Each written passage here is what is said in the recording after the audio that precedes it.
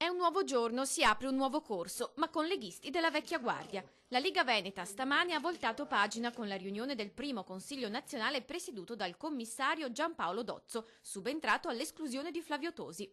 Un direttivo cominciato di buon'ora, con i segretari provinciali che arrivavano alla spicciolata assieme ai delegati eletti e durato 2 ore e mezza.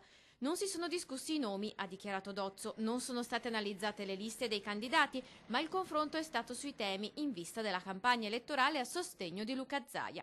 Ma lo spettro fuori usciti incombe, soprattutto quando contemporaneamente a Verona va in scena il sindaco. Fuoriusciti, io dico sempre che le porte della Lega, che è una grande famiglia, sono sempre aperte. Ovviamente ci sono delle regole non scritte, chi non si adegua si chiama fuori in autonomia, se qualcuno non condivide più le idee se ne va. C'è infatti chi esce o è in procinto. Durante il direttivo, ad esempio, arriva notizia del commissariamento della segreteria di Belluno e c'è chi potrebbe far rientro. Dopo aver relazionato sull'esito del federale, tenutosi ieri in via Bellerio, Dozzo infatti è anche accennato alla revisione dei casi espulsi in passato.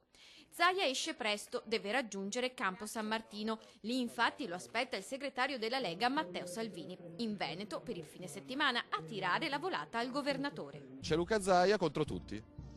C'è Luca Zaia con quello che ha fatto in 5 anni e c'è il resto del mondo. I veneti decideranno il 31 maggio se la sanità, se le strade, se le scuole, se il livello di vita che hanno è soddisfacente. Campagna in pieno svolgimento, appuntamenti, strette di mano e tanti selfie, ma il grande botto dovrebbe arrivare martedì. Vi stupiremo con effetti speciali, non vi resta che attendere martedì e vedrete insomma che è una campagna che nella sua classicità ha comunque degli elementi di novità.